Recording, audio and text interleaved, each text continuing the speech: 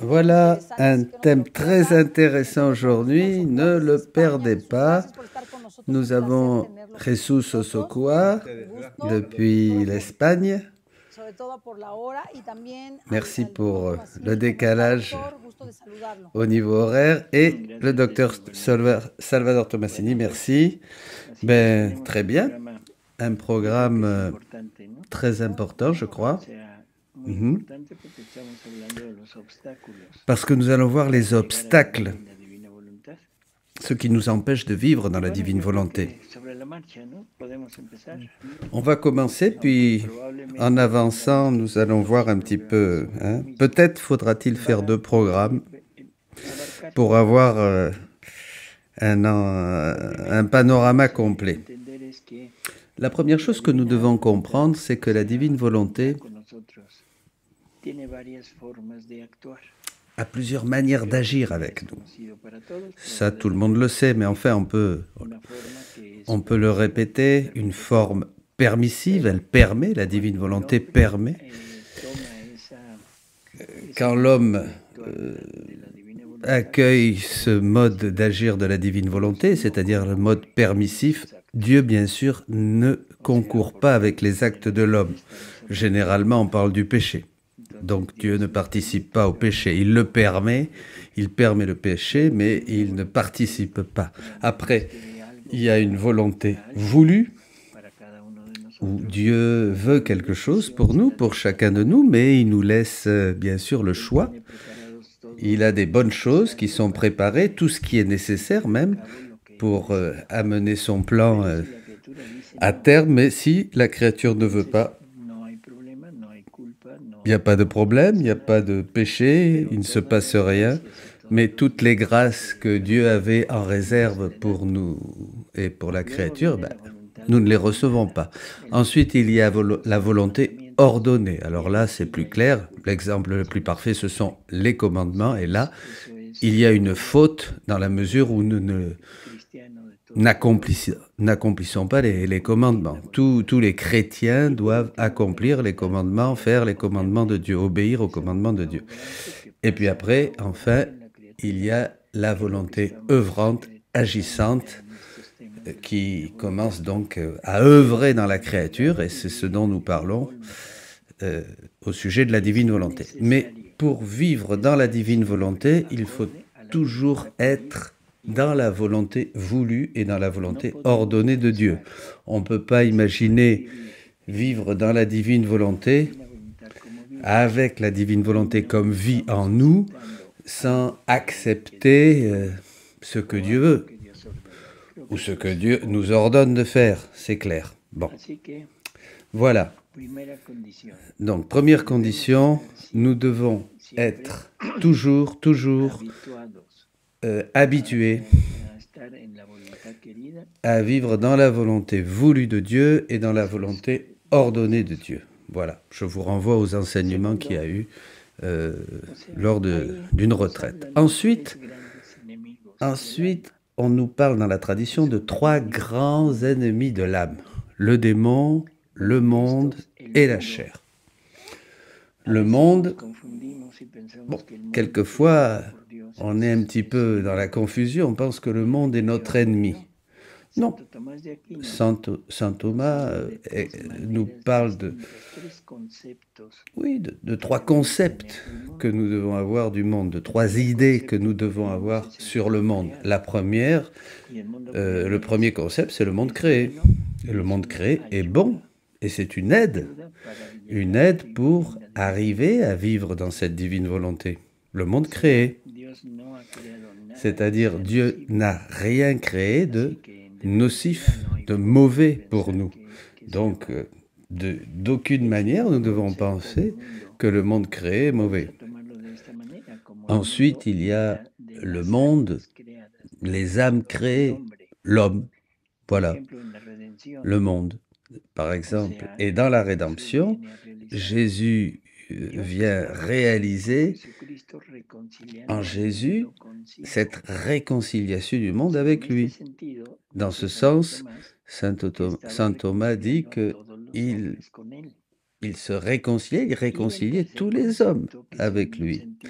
Et la troisième idée du monde, mais là qui est plutôt pervers, oui, c'est que le monde entier est sous le pouvoir de Satan, hein, du mauvais, comme dit la Bible, hein, c'est-à-dire opposé. C'est un monde opposé à Dieu, un monde qui veut être comme un Dieu, voilà, et qui cherche à se réaliser.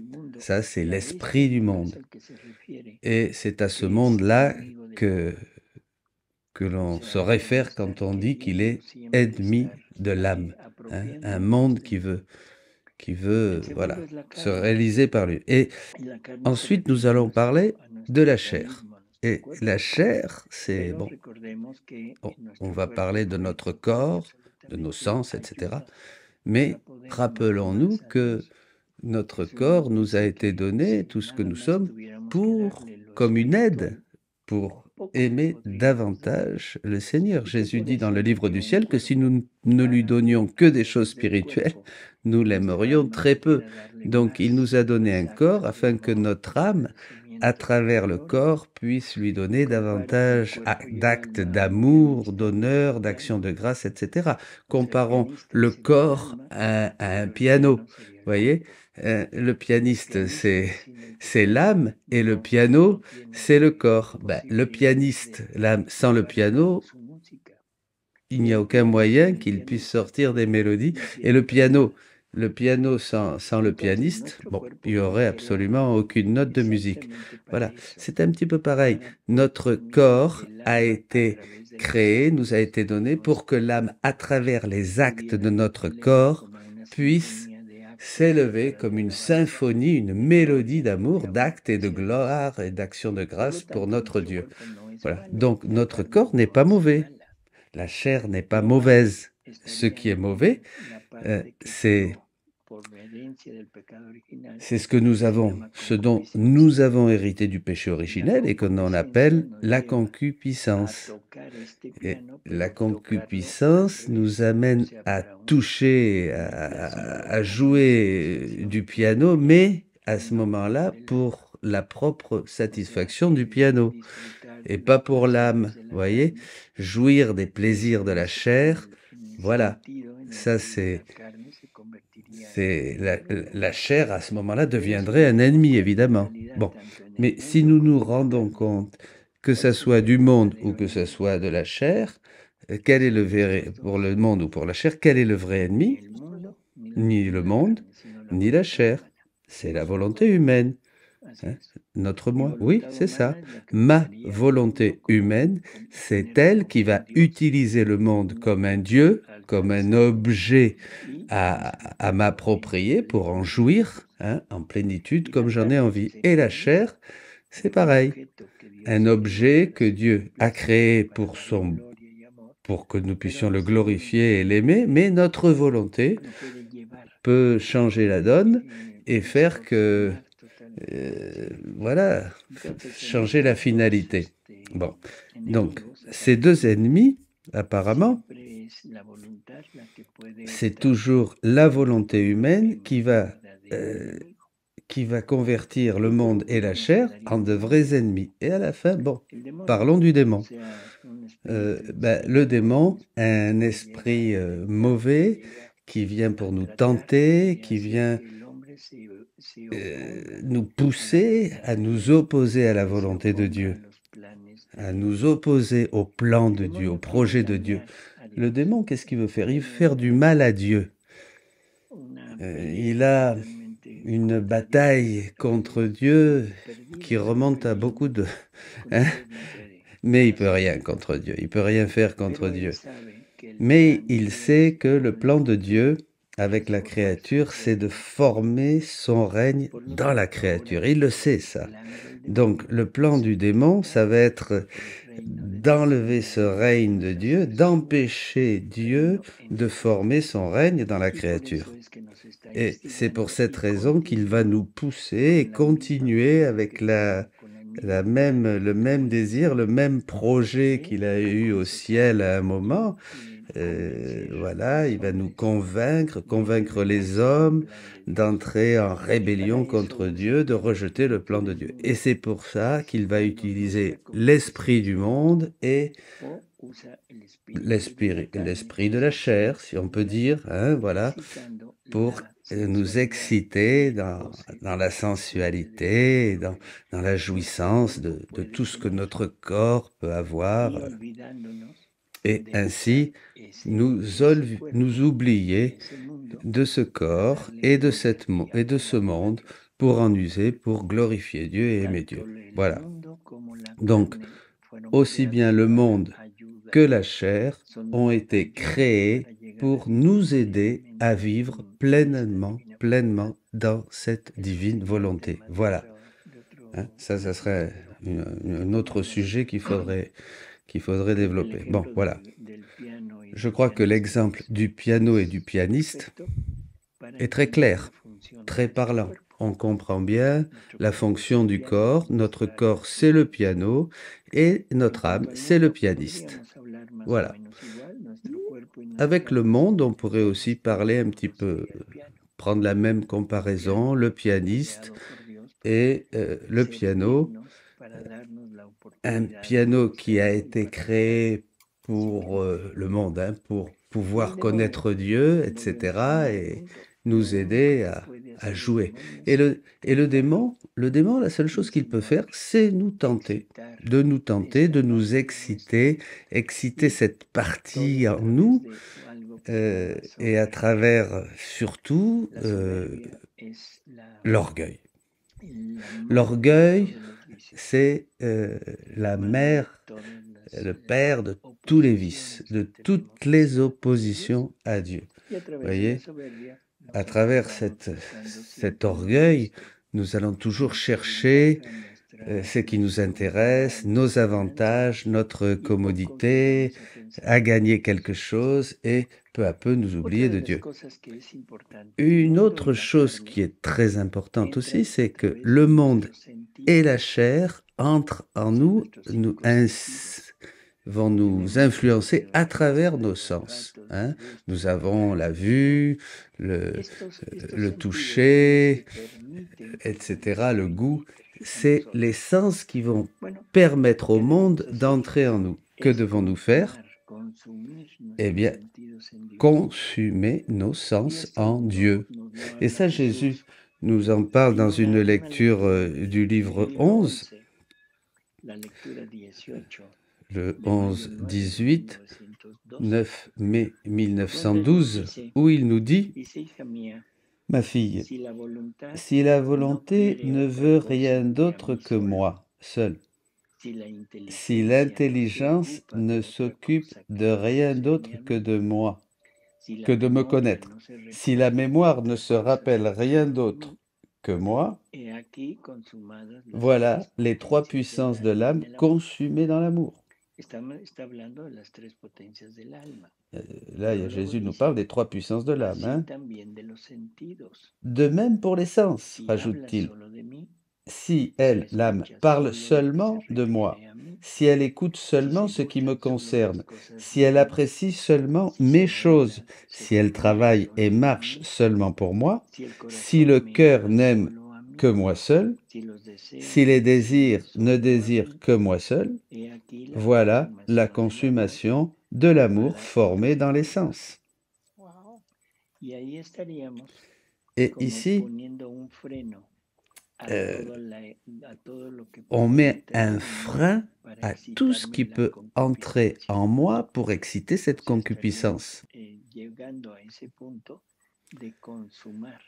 C'est ici qu'on arriverait, comme dit Jésus, à consumer vraiment tout ce qui est sensible, hein, et tout ce qui peut donc m'éloigner de Dieu.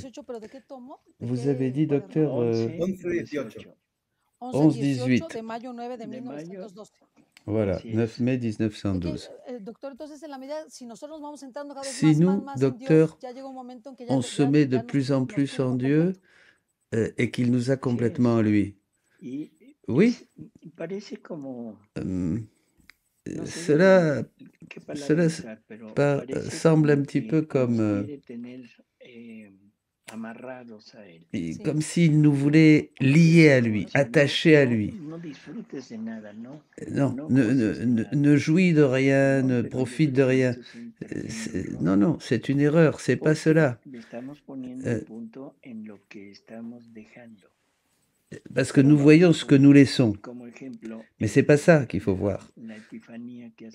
On va prendre par exemple, comme exemple, l'épiphanie de Jésus avec les rois mages. Il dit que quand ces trois personnes, les trois rois mages sont arrivés devant lui, comme petits bébés, et il s'est révélé de trois manières, il s'est manifesté de trois manières. Il a fait connaître sa puissance, et alors devant cette puissance divine qu'il découvrait, les rois mages, la puissance humaine a été complètement, pouf, sans aucun sens, annihilée. Après, la beauté, cette beauté divine devant la beauté humaine est restée complètement en dehors de, de toute concurrence. Hein. Et enfin, il s'est manifesté comme amour divin. Et là, devant cet amour divin, l'amour humain euh, est apparu comme rien, quoi. Voilà.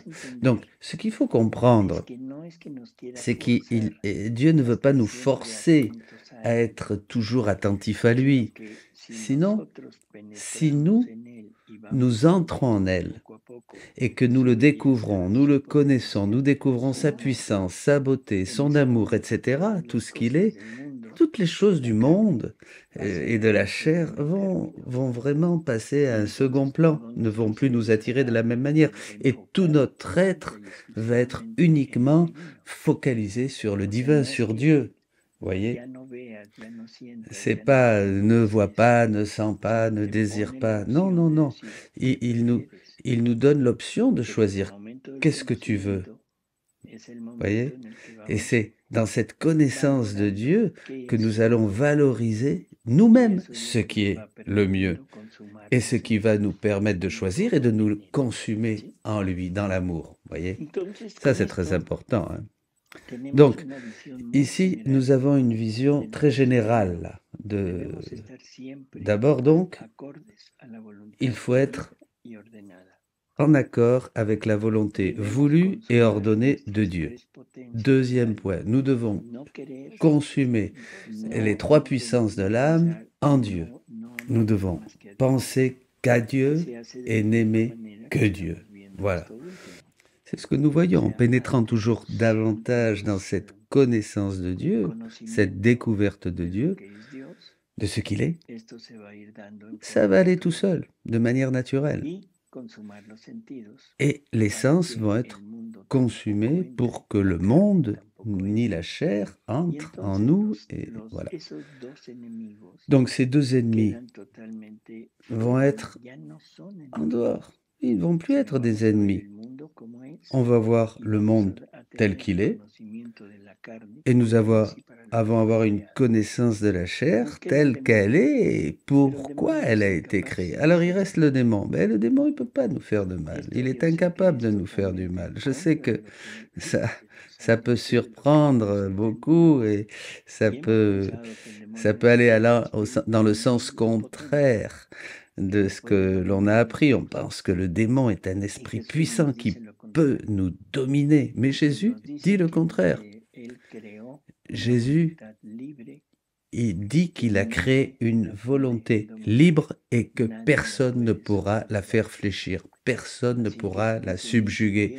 Personne, même moi, dit Jésus, même moi. Donc, il est clair que le démon ne peut pas nous obliger, ne peut pas m'obliger. Il ne peut pas m'amener au mal, il ne peut pas m'amener au péché. Il ne peut pas me sortir de Dieu. Vous voyez? Qu'est-ce qui se passe? C'est moi qui vais me livrer au démon. Là encore, c'est la concupiscence qui va stimuler mes sens, m'attirer au plaisir matériel. Jésus parle de la possession diabolique très clairement et il dit que la possession, c'est la contamination, c'est-à-dire l'infestation, hein, on accepte ce qu'il nous propose, les idées qu'il nous propose, et avec ça, euh, ça va être une infestation avec l'instinct, vous voyez? C'est-à-dire cette partie que le démon va nous suggérer et avec laquelle il va nous exciter, il va exciter notre instinct pour nous pousser à la satisfaction, hein, afin que tout aille dans le sens de désirer jouir. Et ça, c'est l'instinct. Il va stimuler notre instinct. Donc, pour terminer avec le démon, Jésus dit que toutes les puissances démoniaques ensemble ne peuvent rien contre une âme qui est décidée à le vaincre et à triompher, à l'affronter et à triompher. Bon, donc si nous faisons bien cas de tout ce que Jésus nous dit ici, on n'a pas à avoir peur du démon. Voilà, il faut avoir la décision ferme, et nous verrons sur la fermeté bientôt, hein, très important la fermeté, mais la décision ferme, pas de résister, mais de le vaincre. Et on va le vaincre avec l'union à Dieu, avec la prière, avec l'union à Marie, bien sûr, et c'est très simple. Voilà, et quelque chose qui est très important, les insinuations du démon vont être vaincus en l'ignorant complètement, en le rejetant de but en blanc. Parce que comme il est très orgueilleux et d'une manière totale, il ne supporte pas qu'une créature qu'il croit inférieure à lui le méprise.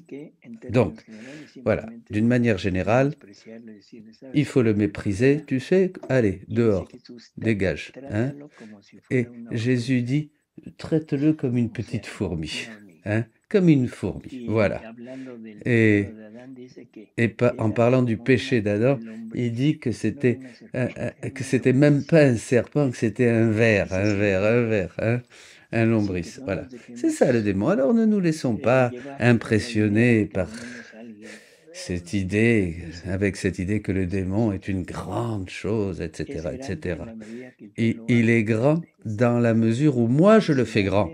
Il est grand dans la mesure où moi je lui donne la permission de me ruiner, de me faire du mal. Voyez? Voilà. Bon. Donc continuons. Avec ça, nous avons donc une bonne introduction de ce thème des obstacles pour vivre dans la divine volonté. Maintenant, on va aller aux obstacles un petit peu plus personnels, hein, qui font partie de nous. On va faire une liste, on va les énumérer d'abord.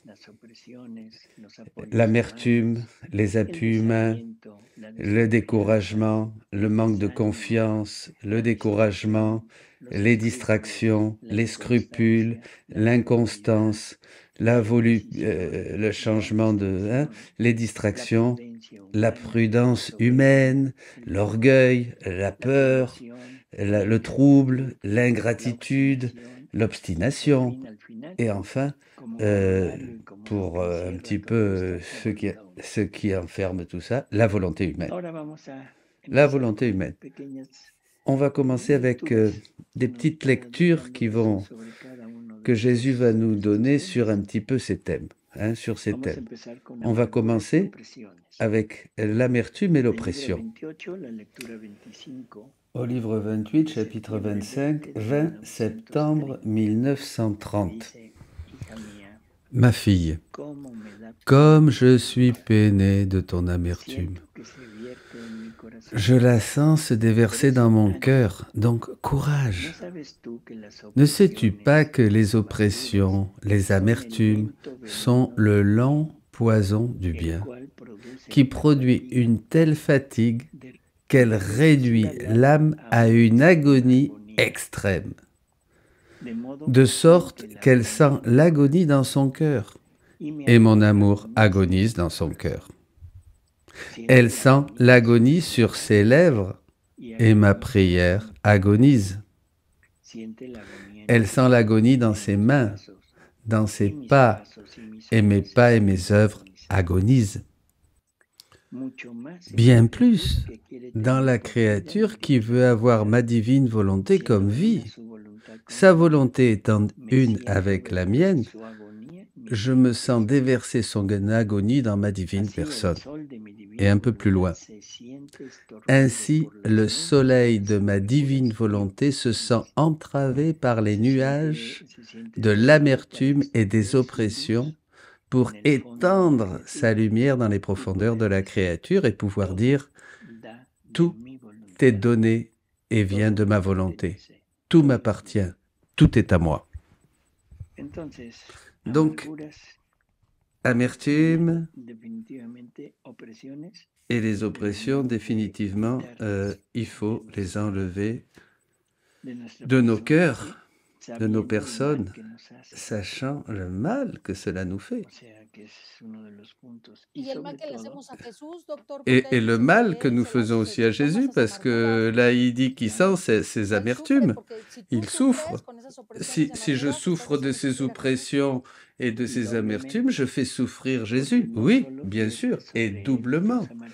Parce que non seulement tu déverses tes oppressions et tes amertumes sur lui, mais tu lui empêches de développer sa vie dans tes actes, sa vie à lui, sa vie à même. Donc, on fait un obstacle, donc voilà, il mange, en plus on met un obstacle et en plus il s'alimente de toutes ces... Oui, mais le plus important, c'est la mort que tu provoques à Jésus. La mort que tu provoques à Jésus, parce qu'il a voulu il veut mettre sa vie dans tes actes, et ne pouvant pas le faire, non seulement il souffre une mort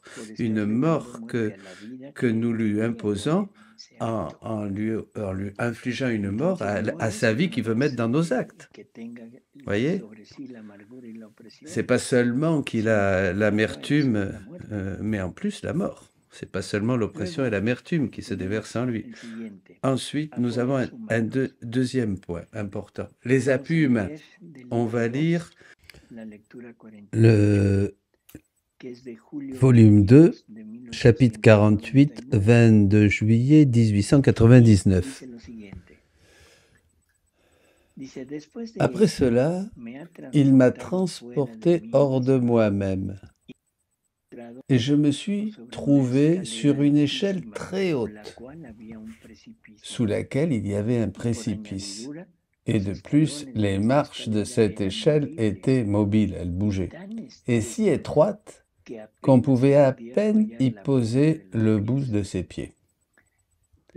Ce qui était le plus terrifiant, c'était le précipice, et le fait que l'on ne pouvait trouver aucune sorte d'appui. Et si l'on voulait s'accrocher aux marches, elles tombaient toutes ensemble. La vue de tous ceux qui tombaient donnait un frisson dans les os. Mais on ne pouvait pas éviter de passer par cet escalier. Il fallait passer par cet escalier.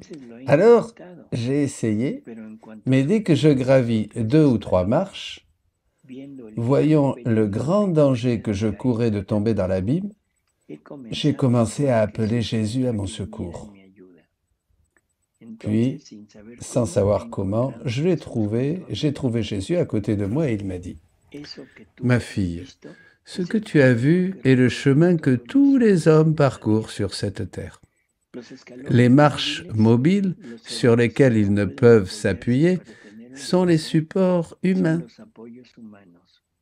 Les choses terrestres, en voulant s'appuyer sur elles, au lieu de leur donner un secours, elles les poussent à se précipiter plus vite en enfer. Le chemin le plus sûr est de marcher presque en volant, sans s'appuyer sur la terre, avec la seule force de ses bras, avec les yeux sur soi, sans regarder les autres, et aussi en les gardant attentifs à moi pour obtenir aide et force afin d'éviter facilement le précipice. Jésus nous parle des appuis humains. Une échelle avec des marches très étroites. Maintenant, allons au volume 11, chapitre 33, 28 août 1912. Oh, si tous connaissaient mon amour et mon vouloir, ils cesseraient de s'appuyer sur eux-mêmes et encore plus sur les autres. Les appuis humains cesseraient. Oh, comme ils les trouveraient insignifiants, pénibles, douloureux et inconfortables. Tous s'appuieraient seulement sur mon amour, car c'est un esprit très pur, ne contenant pas de matière, et ils se trouveraient bien à leur aise, appuyés en moi, et ils trouveraient les effets qu'ils désirent. Qu'est-ce qu'il nous dit là, Jésus? Ne vous appuyez pas sur vous-même.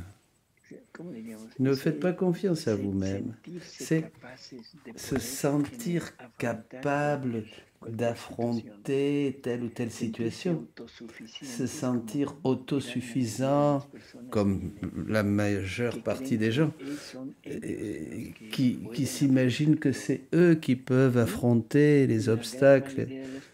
Non. Et la grande majorité des gens, ils s'appuient sur les autres. Ils s'appuient sur les gens, les uns sur les autres. Et donc,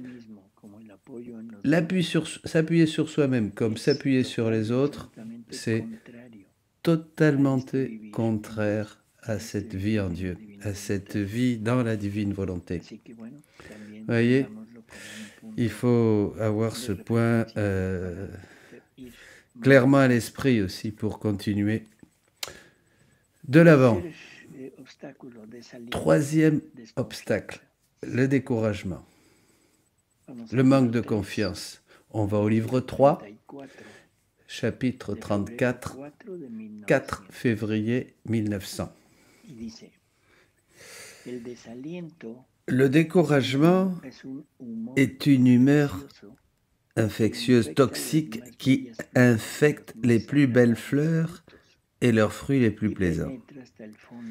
Cette humeur toxique pénètre dans les racines de l'arbre en l'envahissant complètement, le desséchant et le faisant répugnant.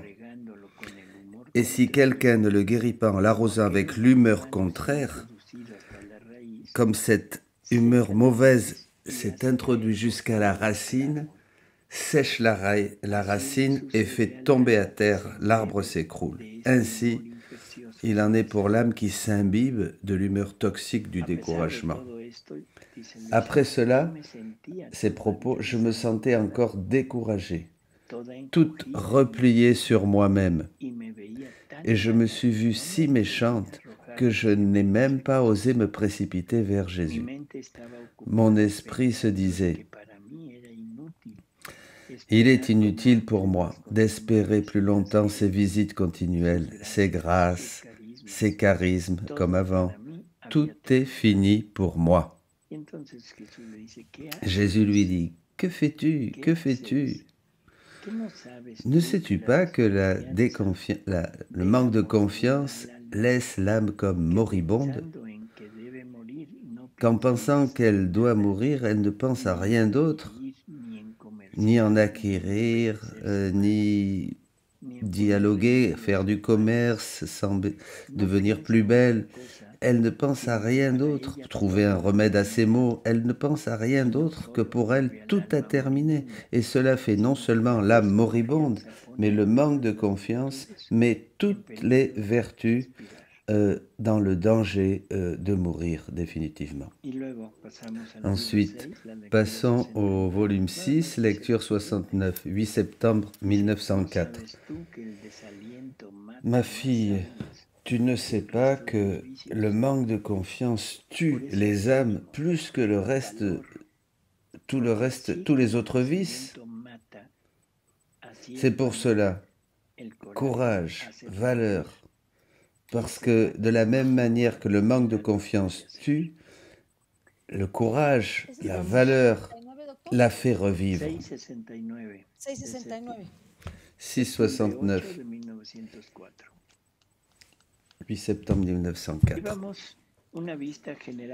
Voyez On a une vue générale et nous voyons maintenant, donc, nous avons vu 3 ennemis concrets. Qu'est-ce que vous en pensez?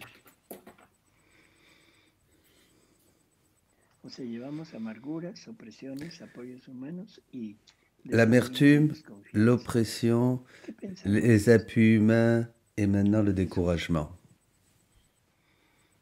Bueno, pues Qu'est-ce que tu en penses, el Jesús? programa de hoy, como usted bien sabe, y Cecilia, ha dado Ben, lugar comme on sait bien, a la conducta que hablábamos ayer que teníamos, ¿verdad? Esa ça nous fait pasividad, penser à pasividad, ¿no? ces Usted comportements acaba de que nous escribir avons ahora, eus de la et mano que del nous poesía, avons eus, de todos que esos vous venez estados de anímicos décrire, ces états d'âme que son consecuencia qui de sont nosotros mismos une y por eso el enemigo conséquence de ce que que nous mejor lo utiliza sommes, de ce y que nosotros, pues, que pues l'ennemi va conociéndolo, pues utiliser caemos aussi. Et en comme todos nous esos vivons dans caminos. une grande ignorance, eh Ahora bien, la nous tombons cuestión dans ces está choses, en nous cómo tombons. combatirlo. Mais maintenant, bon, la question, c'est Cómo comment combatirlo. Igual que la combattre, inconstancia, comment como bien lutter sabe, que contre ces veníamos choses. diciendo que Où esta est-ce que vous inconstancia, esa mettriez, falta de docteur, disciplina, cette ¿dónde lo encuadra usted dentro inconstance, de ce estos, manque de estos discipline? grupos de euh, debilidades que Dans tenemos quel todos? groupe de ¿Dónde lo encuadra? fragilité et de misère vous mettez ça? On pourrait mettre cela dans le découragement. L'inconstance, c'est le découragement. Pourquoi continuer? J'ai pas envie. À quoi ça sert? Les distractions, hein, aussi. Quelque chose qui me fait sortir de mon chemin et qui me fixe sur d'autres choses, et cela fait que je vais être inconstant. Et il y a une lecture sur l'inconstance, on va la lire aussi, ben là, vous voyez, il y a beaucoup de lectures, là on n'en a vu que 3, hein. Et en fait, il y a 17 ennemis, si on les compte tous, contre lesquels nous devons lutter. Donc, je crois que c'est important qu'il faut d'analyser, de prendre le temps et surtout de tirer des conclusions. Il ne s'agit pas seulement d'écouter. Bon, voilà, de tout cela, qu'est-ce que moi, je prends pour moi concrètement, hein? Voilà. Qu'est-ce qui me reste de tout cela? Et je commencerai à parler du début. Nous sommes dans la volonté voulue de Dieu. Oui ou non? Cada uno de nosotros tendremos, no doctor, Ben, que hacer chacun este acto d'entre de nous, conexión, ¿verdad? De conocernos, ¿no? nous devrions commencer par cette connaissance de nous-mêmes. Oui, c'est ça. C'est le point. Tout ça, c'est pour réfléchir. Mais c'est une réflexion personnelle que chacun doit faire. Qu'est-ce que Dieu veut de moi? Jusqu'à maintenant. Bon. Jusqu'à maintenant, on peut avoir laissé de côté beaucoup de choses que Dieu aurait voulu de nous. Bon, d'accord. Mais c'est le passé. C'est le passé. Maintenant, allons au présent. Aujourd'hui. Qu'est-ce que Dieu veut de moi aujourd'hui? Aujourd'hui, à cette date, hein, qu'est-ce que Dieu veut? Vous écoutez cela. Vous avez les livres entre les mains. Dieu veut que vous viviez dans sa volonté. Il n'y a rien d'autre. Dieu veut que vous viviez dans sa volonté. Et donc, pour arriver à vivre dans sa volonté, dans cette volonté voulue de Dieu, la voilà.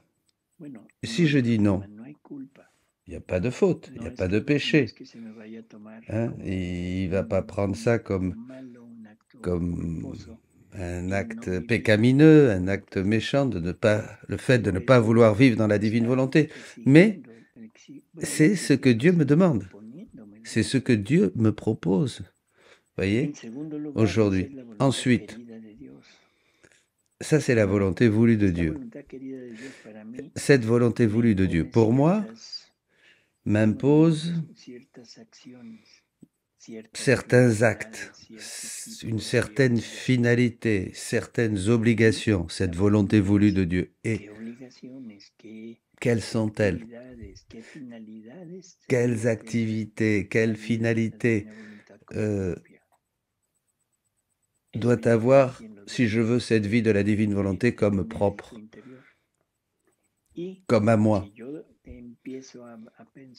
Et si donc je commence à comprendre cette finalité que Dieu veut pour moi, en vivant dans sa volonté, donc la première chose que je dois faire, c'est ne pas penser ce que je pense qui est bon pour moi, ne pas penser ce que je crois, mais chercher ce que Dieu veut. Il faut aller dans ce sens. Il faut aller dans le sens de ce que je veux, c'est-à-dire la vie de cette divine volonté en moi. Cela nous soumet et nous place dans ce point important de la connaissance pour arriver à comprendre, à savoir quelle est la finalité que Dieu veut pour moi en vivant dans sa volonté. Il faut que je connaisse. Il me faut les connaissances. Il faut savoir. Si je ne connais pas, si je n'ai pas ces connaissances, je ne pourrai pas arriver à cette finalité. Bon, ça c'est quant à la volonté voulue. La volonté ordonnée, je crois qu'il n'y a pas de problème. Je le fais ou je ne le fais pas. J'accomplis les commandements ou pas. Voilà. Les obligations de notre devoir d'État, qui sont les choses importantes et qui nous font voir qu'est-ce que Dieu veut de nous. Il faut obéir, voilà. Les commandements, bon, c'est clair. Notre devoir d'État, c'est clair. Et à l'intérieur de ce devoir d'État, nous avons aussi des choses qui touchent à notre religion, à notre doctrine. Et ici, tout ce que l'Église nous demande comme normes, comme etc. Donc, faire la volonté de Dieu, obéir à Dieu, c'est facile, nous avons tout écrit, c'est clair. Voilà, on n'a pas à penser, c'est simple, on n'a pas à chercher, on n'a pas seulement me décider à le faire. Voilà. Bon, et c'est là que commence le problème, bien sûr. Jusqu'où je veux faire ce que Dieu veut. Bon, et nous pourrions entrer dans les détails de beaucoup de choses, mais bon. Simplement, j'aimerais toucher un ou deux points. Le pain de tous les jours et l'adultère. Il y a une quantité, des milliers et des milliers de familles qui vivent dans l'adultère. Quel est le remède?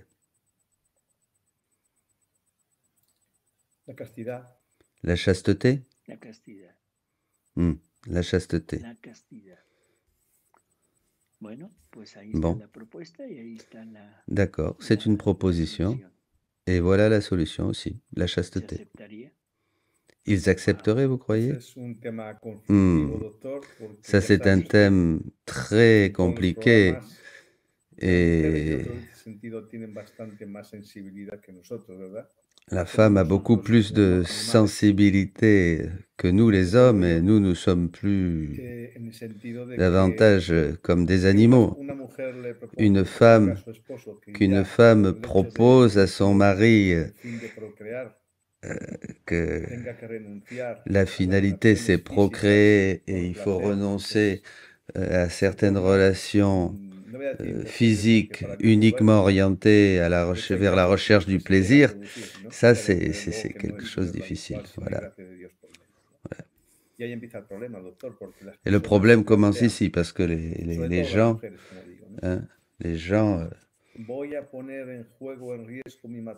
est-ce que la femme va se demander, est-ce que je vais risquer mon mariage, ma relation avec mon mari?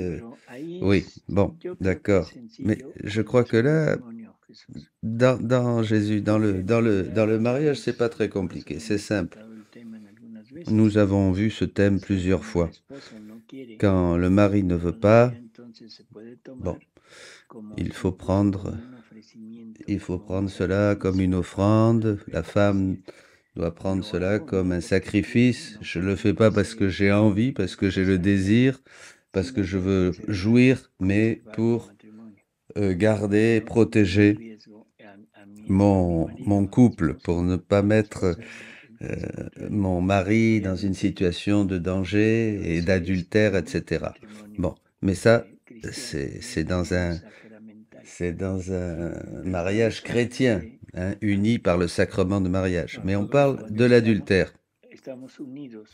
On est avec une personne qui avant a eu notre union, et là, qu'est-ce qui reste? Ben, la chasteté absolue. Ça, c'est vrai, la chasteté absolue. Le mieux, s'il n'y a pas de famille, c'est se séparer même. Vous voyez? S'il y a des enfants, pour le bien des enfants, à ce moment-là, il faudra continuer, il est préférable de continuer à être ensemble, mais avec une séparation totale, une chasteté totale, faire chambre à part. Et donc, par chasteté totale, on n'entend pas seulement l'acte sexuel, mais aussi les caresses et les pensées et tout ce qui va autour de ça, et ainsi de suite. Vous voyez? Donc, on pourrait présenter des milliers de cas. Chacun sait parfaitement là où il se trouve, hein, et la manière dont il doit résoudre cette question. C'est personnel. Donc, bon. Maintenant, à tout le reste, c'est-à-dire le monde, la chair, la concupiscence, le démon, cette lutte avec le démon.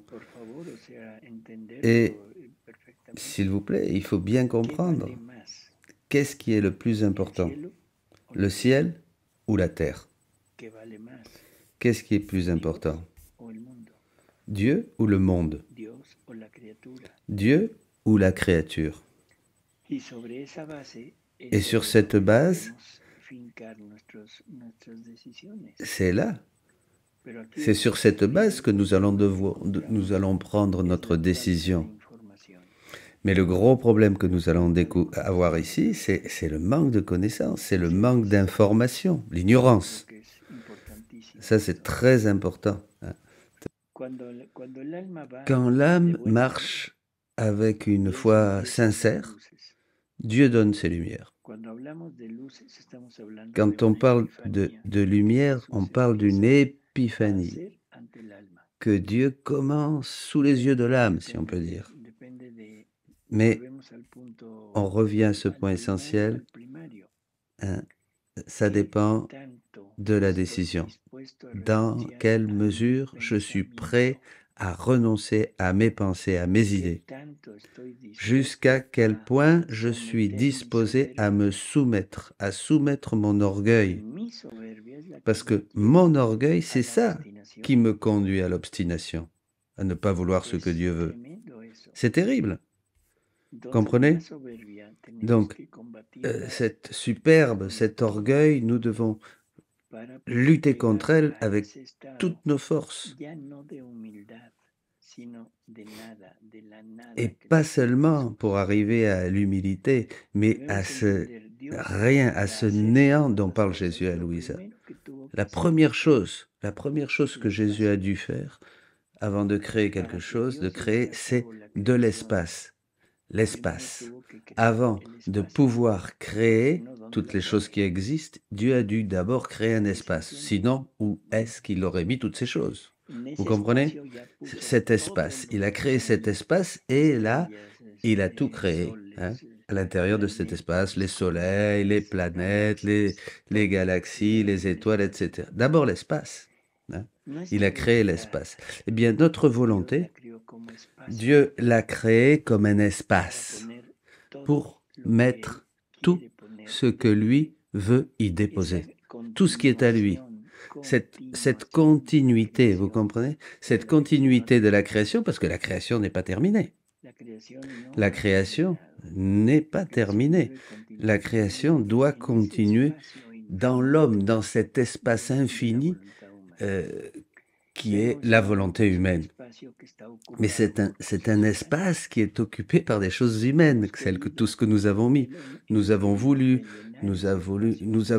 remplir cet espace avec des choses tellement insignifiantes comme le monde et la chair, voyez.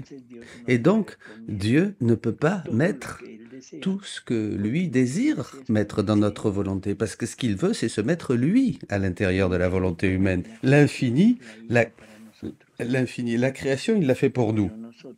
Mais nous avons été faits pour lui. Vous comprenez? Donc, il faut commencer à combattre toutes ces choses pour lui faire l'espace. Et les moyens, comme nous l'avons vu au début, c'est simplement nous laisser consumer, comme disait le premier texte, consumer les puissances de l'âme, hein, la volonté, l'intelligence et la mémoire, et nos sens aussi, hein, tout laisser se consumer en Dieu. Donc, l'amertume et les oppressions, qu'est-ce qu'on doit faire avec elles? Les deux premières dont nous parlions. Qu'est-ce qu'on doit faire? Eh bien, avoir l'esprit en Dieu, c'est le martyr de l'attention. Donc, on va à la passion du Christ. On va à la passion du Christ. Paf, on se met la couronne d'épines de Jésus. Oui, oui.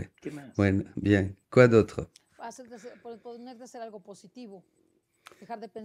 Quelque chose de positif. Arrêtez de penser à ça. Moi, ça me cause de la dépression.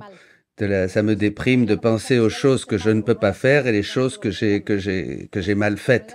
Voilà, bon, ça sert à rien d'y penser. Voilà, je travaille et je continue à marcher de l'avant. Alors regarde comme tu essayes de résoudre ça d'une manière très humaine et ça va pas, ça ne donne aucun résultat. Pourquoi ne pas résoudre ça, mais du point de vue divin, d'accord? Quoi? Se consumer. Exact. Ce d'avant, ce qui est passé, je peux le corriger. L'important, c'est pas ce que je voulais faire moi. L'important, c'est que Dieu veut faire avec moi quelque chose avec moi. Et peu importe si toi, au lieu d'être ce que tu es, tu aurais été différente. Quelqu'un de différent. Le moyen, ce que tu as réalisé ou ce que tu n'as pas réalisé. Mais ça n'a pas d'importance. Vous comprenez? Ce qui est important, c'est ce que Dieu voulait faire, ce que Dieu voulait mettre dans chacun de tes actes. Que tu sois médecin, que tu sois avocate, que tu sois mère de famille à la maison, peu importe. Tu aurais eu de toute manière des pas, des paroles, des battements de cœur, des mouvements. Et c'est ça qui est important. Et c'est ça que tu peux refaire maintenant dans la divine volonté. Donc il n'y a rien d'irrémédiable. Alors, l'amertume, l'oppression pour tout ce qui est du passé, il faut la jeter à la poubelle. Les oppressions, tout ce qui n'a pas fonctionné, tout ce qui t'ont fait, toutes les agressions que tu as pu avoir, toutes les injustices que tu as pu vivre, etc., etc. Tout ça, tu peux les prendre maintenant comme des actes divins. Et tu peux les prendre comme des ressemblances à Jésus dans ses amertumes, dans ses oppressions, dans les blasphèmes qu'il a reçus. Ça, il faut le comprendre. Dans la divine volonté, tout a un remède. Donc, amertume et oppression n'existent plus dans la divine volonté. C'est fini. Les appuis humains, combien de fois nous ont manqué les appuis humains en mettant notre confiance dans les choses humaines. Je vais blaguer. Ah, mais moi, je connais un ami qui est cousin de l'oncle, du parrain, du beau-père, de machin, et qui va m'aider. Ah, mais attends. Hein? Vous voyez? Et il n'est pas venu à la fête. Et alors, tout ça, on va comprendre que qu'est-ce que c'est le monde? Qu'est-ce que c'est l'homme sans Dieu? Notre personne sans Dieu est rien. Le monde, c'est rien. Son frases muy trilladas. Yo no C'est... entiendo porque lo hemos tomado como Je, burla casi je casi. comprends, hein, je pense à Pero une son phrase, frases que mais en realidad c'est valdría la des pena blagues qu'il analizar. faudrait reprendre et analyser hein, dans la Por divine ejemplo, aquí volonté, comme ahorita me viene a la memoria que j'ai dice, maintenant me vient à no le l'esprit. cuentes a Dios lo Ne, grande ne de dis tu pas à problema. Dieu la grandeur de ton Mejor dile a tu problème. problema lo Mi- grande que es Dios. C'est mieux dit à ton problème la grandeur de Pero eso lo Dieu. Parle à tomamos ton como problème de la burla, grandeur de Dieu. decir, Voyez, ya van a empezar con sus cosas on croit que c'est des blagues et des choses comme ça, hein, très, très grosses, très vulgaires, voilà. Mais O sea, pero son non, cosas reales ce sont des choses que réelles. Il y nunca a lo quelque hemos chose experimentado porque hein, nunca lo hemos creído. qu'on n'a pas assez cru Los souvent. Voilà. milagros Les los miracles logra la fe, viennent par la los foi. logra la fe. Y C'est la siempre que foi hemos qui dicho nous eso, permet de faire des nunca miracles. hemos dicho con fe. Et chaque fois que nous disons ça, Así. eh bien, on le dit, Los mais apoyos humanos pas avec la también fe tratan suffisante. de Donc les quitar appuis humains, pareil, il faut les enlever, ces appuis humains. Ça ne sert à el desaliento y rien. la desconfianza. Le Cuando lo découragement et dice le manque de confiance, alguien que pareil. está desalentado, Quelqu'un qui est découragé, confianza, quelqu'un qui n'a es una pas persona que no es confiance, capaz de hacer c'est quelqu'un nada. qui ne fera rien. Se encuentra total y Rien. absolutamente desarmado Elle est contra complètement todo lo que puede désarmée contre tout ce qui peut arriver. Sí. ¿Qué Voyez? es el desaliento? Qu'est-ce que c'est le découragement? No, pues es que Oh, yo quise, pero no se je pudo. voulais, Es que mais el c'est mundo, pas es possible. fulano, es C'est que machin no, qui m'en a no, empêché. C'est no, le no, monde. no coopera. Non, Es que no il n'a pas puedo, voulu es que soy coopérer, il n'a fulano, pas es voulu que, m'aider. Non, non, c'est que, Vamos a c'est quitar que, ese il es faut, que de faut nuestro enlever diccionario. c'est que de notre dictionnaire. Y C'est à cause entonces de. volvemos a lo Non. mismo. Et on revient à O la sea, même chose, simple y sencillamente, d'une manière el simple. desaliento y la desconfianza. Le ¿Por qué découragement desconfiar de Dios? et le manque de confiance en Dieu. Porque no Pourquoi le manquer conozco. manquer de confiance en Dieu? Parce que El je ne le connais conocimiento me pas, lleva a c'est la tout. confianza. La connaissance m'amène à la La confianza confiance me lleva et al la amor. confiance m'amène à Por l'amour. lo tanto, si Voyez? tengo desconfianza, Donc si je manque de confiance, c'est desconocimiento. que je ne connais pas Dieu. Pero ¿quién Hein? se ocupa Mais de qui se préoccupe, disponerse a conocer a qui Dios? s'inquiète, qui s'efforce de connaître Dieu Nos aujourd'hui? preocupa conocer Non. de Ce qui nous ciencia, inquiète, nos ce qui preocupa nous y préoccupe, nos c'est llama la atención la science, manera de la la dernière, le dernier film, la dernière mode. que acaban de escribir un Aujourd'hui, libro ils sobre viennent tal d'écrire un livre sur tel homme politique ou tel pero de sujet. Jesús, Ça m'intéresse. bien, gracias. Mais Jésus? Non, merci. Jésus, En non. fin, Enfin, tenemos voilà. tres obstáculos. Nous avons vu donc Más o 3 menos obstacles, bueno, plus ou moins, abarcado un poco. bien, Hemos qui recouvrent un petit peu. Nos faltan muchos. Il en manque beaucoup. Nos faltan 14. 14, oui. Bien, doctor. Con esto Ben terminamos écoutez, el programa del día de hoy. on termine le programme Nos d'aujourd'hui, vemos ya docteur. el Donc día martes. voilà les amis. Merci Seigneur pour cet enseignement et demandons à Dieu et à la Vierge Marie de mettre en pratique concrètement dans nos vies ce que nous venons d'écouter. Je vous invite à méditer les textes, à reprendre les textes, à prendre le temps comme une lectio divina. Écouter ces choses dans le silence du cœur et recevoir cette épiphanie comme les rois mages pour voir tout dans la lumière de Dieu, voir tout face à la puissance de Dieu, voir tout dans cet amour infini que Dieu a pour nous.